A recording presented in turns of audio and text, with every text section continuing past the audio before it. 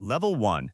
The Dreamer. You wake up tomorrow, and every dollar you will ever earn depends on one idea. One idea that nobody believes in. One idea your friends laugh at. One idea your family tells you is too risky. One idea that, if it fails, will leave you with nothing. Would you still chase it? Because that's exactly where your story begins. You are not a billionaire. You are not a CEO. You don't own a corner office overlooking a skyline. You don't have private jets waiting on the runway. You don't ring the opening bell on Wall Street. You don't have thousands of employees calling you boss. Right now, you have a dream, and dreams don't pay rent. You wake up inside a tiny apartment that barely fits a bed, a folding table, and a second-hand laptop that crashes more often than it works. The paint on the walls is beginning to peel. Your refrigerator is nearly empty. Your bank account is emptier. You check your balance before getting out of bed. You sigh. It isn't enough, not even close. You could play it safe. You could keep your stable job. You could collect the same paycheck every month. You could live the same life as everyone around you. But every morning, the same idea keeps pulling you back. You can't explain it. You just know there's something the world needs, and somehow, you're the one who's supposed to build it. You spend your days working for someone else's company.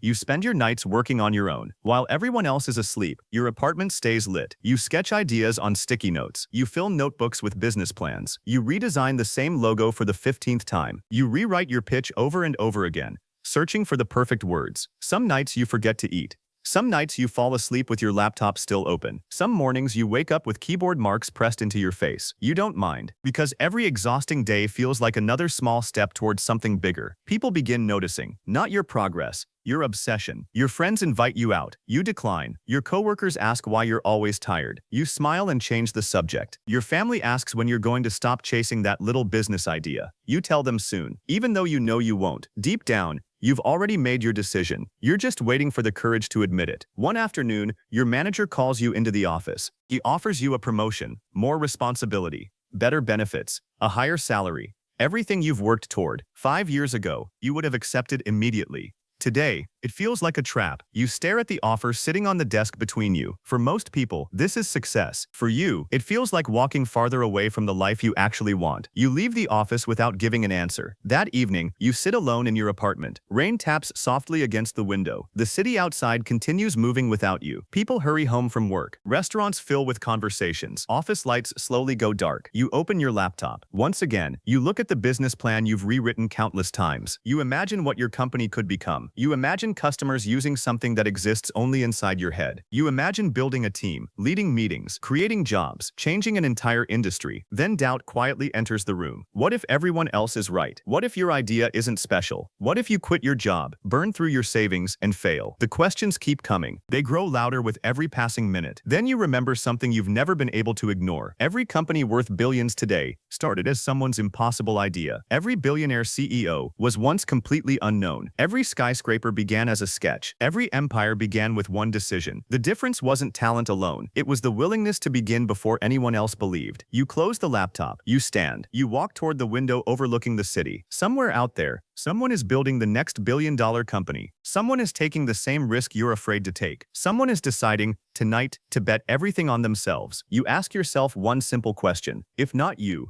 then who? The next morning, you walk into your office carrying a single envelope. Inside is your resignation letter, and with one signature, your life changes forever. Level 2. The Startup.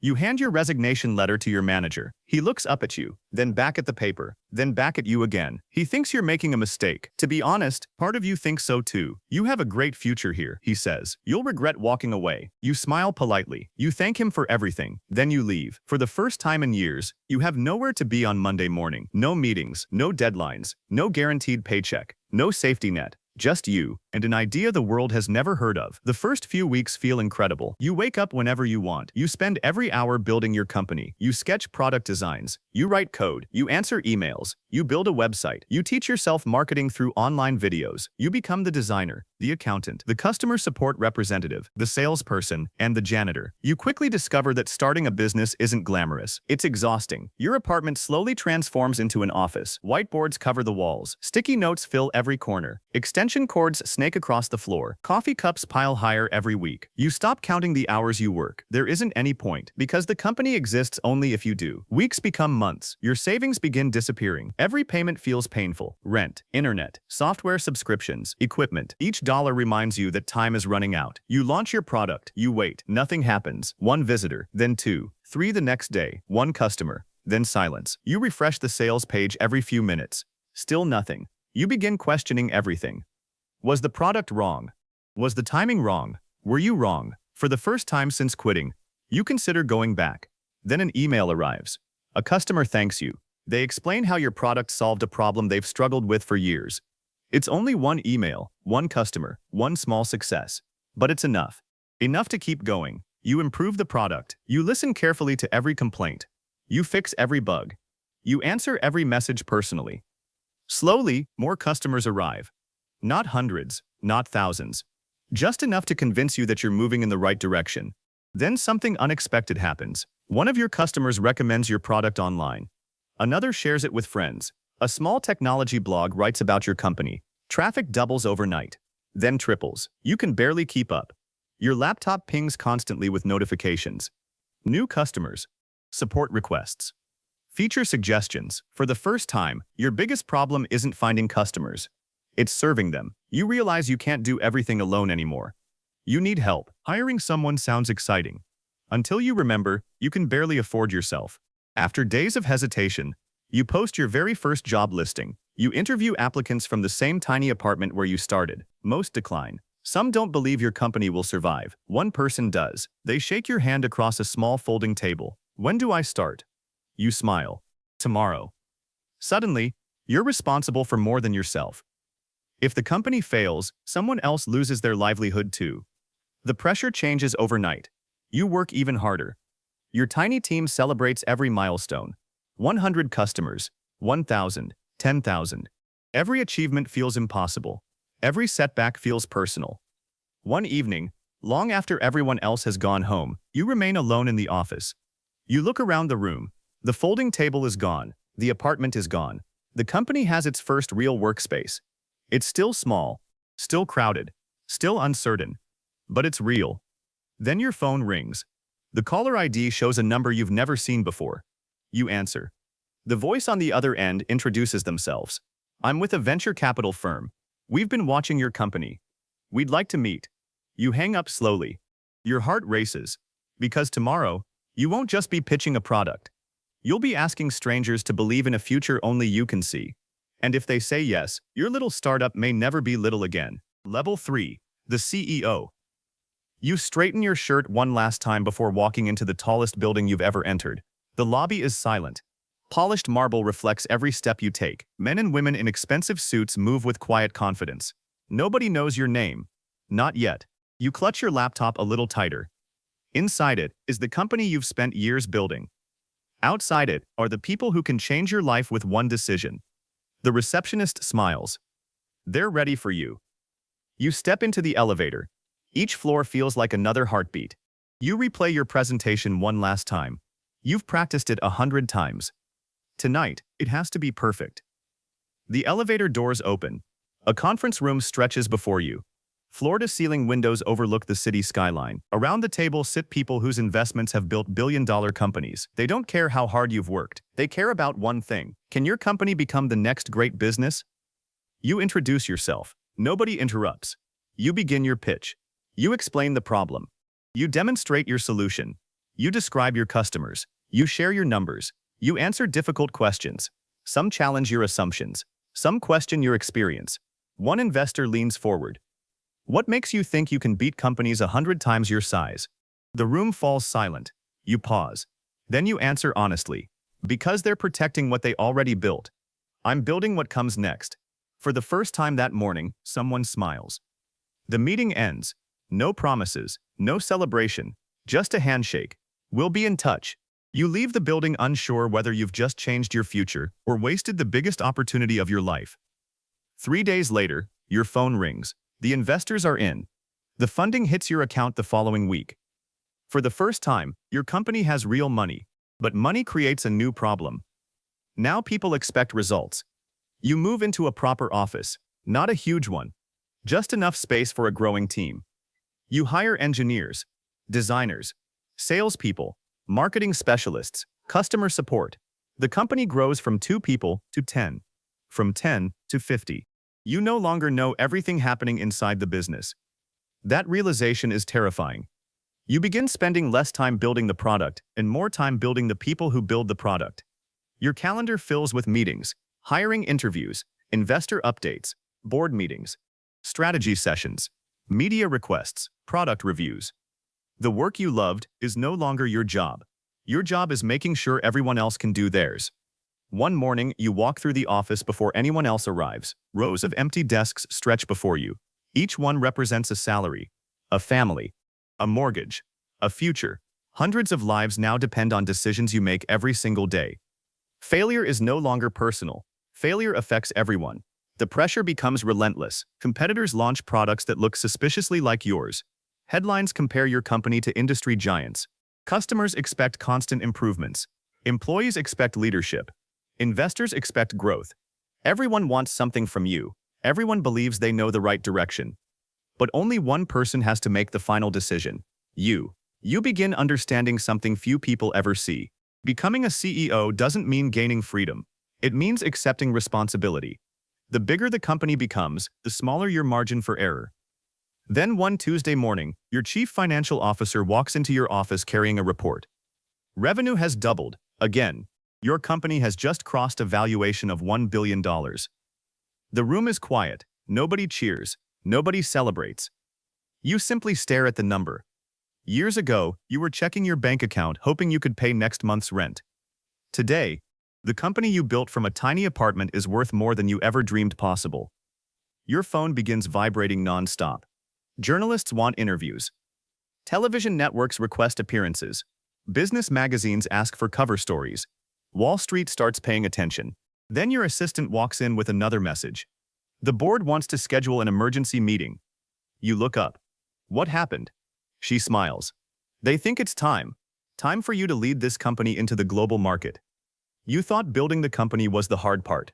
You were wrong, because the next stage isn't about building a successful business. It's about building an empire. Level 4. Billion-dollar decisions. You step onto a stage lit by hundreds of cameras. Only a few years ago, you were pitching your idea to anyone willing to listen. Today, reporters are waiting to hear every word you say. You walk toward the podium. The lights are blinding. The room falls silent. You smile. Not because you're relaxed, but because you've learned that confidence is part of the job. The future, you begin, is just getting started. By the time you leave the stage, your speech has already spread across the internet. Millions of people have watched it. Thousands have shared it. And somewhere, investors have already started buying your company's stock. You quickly discover something strange. Your words now have a price. One interview can add billions of dollars to your company's value. One mistake can erase them before lunch. You are no longer just building products. You are managing expectations. Every morning begins the same way. You wake before sunrise. Not because you have to, because the world never stops. Your phone is already filled with messages. Europe has finished its workday. Asia is just getting started. Factories are reporting production numbers. Lawyers are requesting approvals. Engineers are waiting for decisions. The board wants updates. Investors want growth. Employees want direction. Customers want perfection. And every single one of them expects an answer from you. You arrive at headquarters. The lobby is alive. Thousands of employees fill the building. Some are developing products that could change entire industries. Others are solving problems you've never even heard about. As you walk through the halls, people nod respectfully. Some smile. Some look nervous. Some stop talking entirely until you've passed. It feels different now. You're no longer just the founder. You're the person whose decisions affect thousands of careers. You enter the executive boardroom.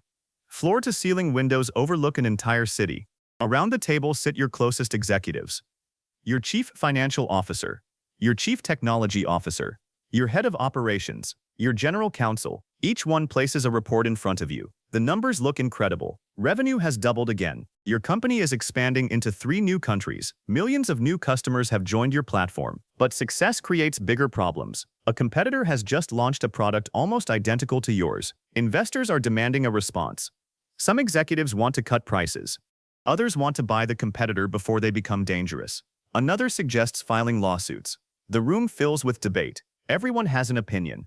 Everyone waits for yours. You look around the table. Years ago, every decision belonged to you alone. Now, your greatest responsibility is deciding which advice to follow. You make your choice. The room immediately goes to work. That is the strange thing about leadership. A 5-minute decision from you creates months of work for everyone else. Weeks later, another crisis arrives. This one is worse. A software update causes unexpected problems for thousands of customers. Social media explodes. News channels begin covering the story. Your company's name trends worldwide for all the wrong reasons. Your communications team prepares a carefully written statement. Your lawyers recommend saying as little as possible. Your public relations advisors warn you not to accept responsibility too quickly. You read every recommendation, then you close the folder. You turn on a camera. You speak directly to your customers. We made this mistake. We're going to fix it. No excuses. The video spreads faster than the criticism. Customers notice something rare. Accountability. Trust slowly returns. That night, you remain alone in the office long after everyone else has gone home. The skyline glows outside your window. You think back to the tiny apartment where this journey began. Back then, your biggest fear was running out of money. Now, your biggest fear is making one decision that could affect millions of people. Success didn't remove the pressure. It multiplied it. Just as you're about to leave, your assistant knocks softly on the door. You have one more meeting. At this hour, she nods. They flew in from 3 different countries. They want to discuss acquiring your company. You pause. The offer they're about to place on the table is larger than you ever imagined possible. Large enough that accepting it would make you one of the richest people on earth. Large enough to end the journey you've spent your life building. Tomorrow, you won't just decide the future of your company. You'll decide whether your dream is something you're willing to sell or something you're determined to turn into an empire. Level 5. The world's most powerful boardroom. You stare at the acquisition offer. The number has so many zeros, you read it twice. Then a third time. Only a few years ago, you were calculating whether you could afford next month's rent. Today, someone wants to buy your company for more money than your family could spend in 10 lifetimes. The room is silent. Investment bankers sit perfectly still. Lawyers wait patiently. The executives across the table watch every expression on your face. To them, it's a business transaction. To you, it's your life's work. One investor leans forward. You've won. You don't have to keep fighting. The sentence stays with you. Won? You don't remember building this company to win. You built it to change something. You built it because the world deserved something better. You close the folder. You slide it back across the table. No.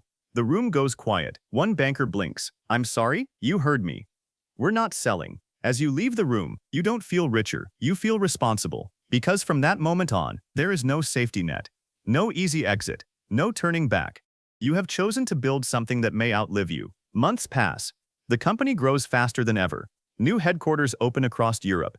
Engineering teams launch in Asia. Distribution centers appear across North America. Your products are now being used by millions of people every single day.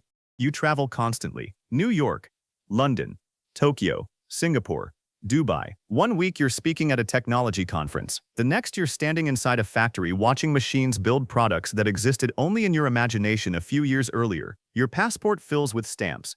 Your calendar fills with impossible decisions. You begin measuring time differently. Not by days, by flights, by board meetings, by product launches, by earnings calls. Then comes your first quarterly earnings announcement. As the head of a global company, Wall Street waits. Television networks broadcast live. Financial analysts predict your numbers before you've even spoken.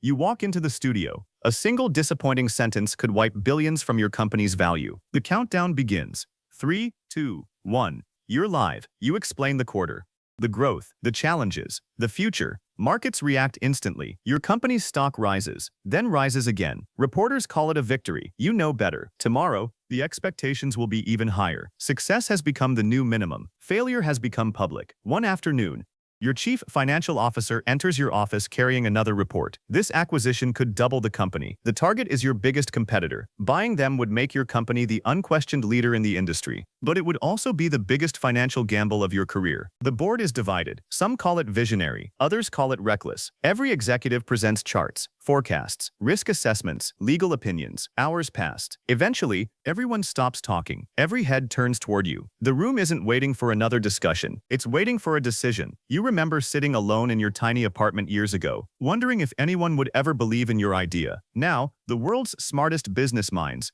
are waiting to hear what you believe. You approve the acquisition. The negotiations last for months. Governments review the deal. Regulators ask difficult questions. Competitors try to stop it. The media follows every development. Finally, the agreement is signed. The headlines appear within minutes. Biggest acquisition of the year. Your company is no longer a startup. It is no longer simply successful.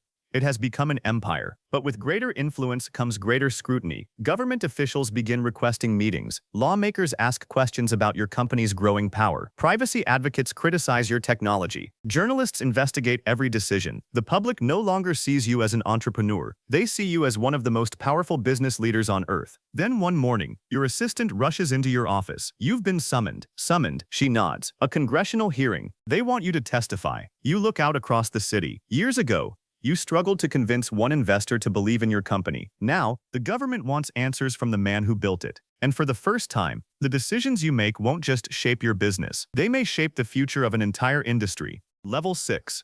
The Empire. You step out of your private jet before sunrise. The runway is already crowded. Security teams move with military precision. Black SUVs wait in perfect formation. Your schedule says you're in London. By tomorrow, you'll be in Singapore. By the end of the week, 3 more countries. Your company no longer operates in one nation. It operates across the world. Millions of customers wake up every morning using products your team created. Some never realize your company is behind them. Others can't imagine life without them. You smile quietly. The idea that once lived inside a tiny apartment now lives in hundreds of millions of homes. You arrive at your international headquarters. The building rises above the skyline like a city of its own. Thousands of employees enter through its doors every morning. Robotics labs, artificial intelligence teams, design studios, engineering floors, research centers, entire departments you've never personally visited. The company has grown beyond anything one person can fully understand. You no longer know everyone's name, but they all know yours. As you walk through the lobby, conversations stop for a moment. Employees nod respectfully. Some smile nervously. Others quietly return to work. Years ago, you wanted people to notice you. Now, you sometimes wish they wouldn't. Power has a strange way of making ordinary moments disappear. You miss walking into a coffee shop unnoticed. You miss making mistakes that nobody writes articles about. Because now, every decision becomes a headline. You step into the executive boardroom. A giant digital map stretches across an entire wall. Tiny lights blink across continents. Each one represents an office, a warehouse, a factory, a research facility, a distribution center, an entire ecosystem built from one idea. Your chief operating officer begins the briefing. A supply chain issue in Asia, a cybersecurity threat in Europe, a new manufacturing plant in South America, a legal dispute in North America, an expansion opportunity in Africa. 5 continents, 5 different problems, all before breakfast. You realize something most people never see. Success doesn't reduce complexity. It multiplies it. Then comes the biggest decision of your career. Your head of artificial intelligence stands before the board. She unveils a technology unlike anything your company has ever created. If we launch this, she says, it will redefine the industry. The room fills with excitement. Then comes the warning. It could also eliminate thousands of jobs. Silence. No spreadsheets can answer the question now. No algorithm can make the choice for you. Technology moves faster than society. You've reached the point where business decisions become ethical decisions. You spend days meeting with economists, engineers, government officials, labor representatives, academics. Everyone offers advice. Nobody agrees. Eventually, the decision belongs to you. You approve the launch, but with one condition. Every employee whose role disappears will receive training for a new one inside the company. Some investors criticize the cost. Others call it unnecessary. You don't care. You remember what it felt like to struggle. You refuse to build success by abandoning the very people who helped create it. The announcement surprises the business world. Some competitors laugh. Months later, those same competitors begin copying your approach. Leadership, you discover, isn't about moving first. It's about moving first in the right direction. Your influence continues growing. Universities invite you to speak. Presidents request private meetings. Prime ministers ask about innovation. Young entrepreneurs line up for hours, hoping to ask a single question. How did you build all this? You almost laugh. Because they see the skyscrapers. They don't see the apartment. They see the billions. They don't see the debt. They see the victories. They don't see the years of uncertainty. Then, late one evening, after another 14-hour day, you walk alone through the empty headquarters. The lights are dim, the offices are quiet. You stop beside a massive wall displaying the company's history. The first photo catches your eye: a tiny desk, a second-hand laptop, one founder, one impossible dream. You stand there longer than you expected. Not because you're proud of how far you've come, but because you realize something unexpected. The company no longer needs you to survive tomorrow. It has become bigger than its founder. Your phone vibrates. It's the chair of the board. We need to talk. About what? There's a brief pause. We need to discuss succession. You remain silent. For years, your only goal was building the company. Now, for the first time, you must face the question every great leader eventually confronts. Who will lead your empire when you're no longer in the chair? Level 7. The legacy. You sit alone in the boardroom long after everyone else has gone home. For the first time in years, there are no presentations waiting, no acquisitions to approve, no earnings calls, no product launches, just silence. The same room that once intimidated you now feels strangely familiar. You look around the table. You remember the first board meeting where everyone questioned your decisions. Today, those same people ask for your advice before making theirs. Somewhere along the journey, you stopped trying to prove yourself. You simply became the leader the company needed. But another realization quietly finds you. The company no longer belongs to you. Not really. Millions of people own shares. Hundreds of thousands work here. Billions depend on your products every day. Your name may be on the founder's wall. But this company has become larger than any one person. Even you. The board begins discussing succession. At first, you resist the conversation. You're healthy, focused, still working 16-hour days. Why would anyone talk about replacing you? Then one director says something you'll never forget. The greatest CEOs don't wait until they leave. They build leaders long before they're needed. That sentence stays with you. For days, then weeks. You begin seeing your role differently. Maybe your greatest product isn't software. Maybe it isn't hardware. Maybe it's the people who will build the next generation after you're gone. You begin spending less time making every decision yourself. Instead, you invite younger executives into meetings they never would have attended before. You ask them difficult questions, not because you want answers, because you want them to learn how to think. Sometimes they disagree with you. Years ago, that would have bothered you. Now, it makes you smile. The company no longer needs people who think exactly like its founder. It needs people who think for themselves. You launch leadership programs throughout the organization. Thousands of employees begin mentoring one another. Innovation no longer comes from one office. It comes from every floor, every country, every team. One afternoon, you walk through headquarters without security announcing your arrival. You stop beside a group of young engineers. They don't notice you immediately. They're too busy arguing over a new idea. You quietly listen. One of them says, "This could change everything." You smile, because that's exactly what you used to say. The dream has survived its dreamer. Outside the company, your influence continues growing.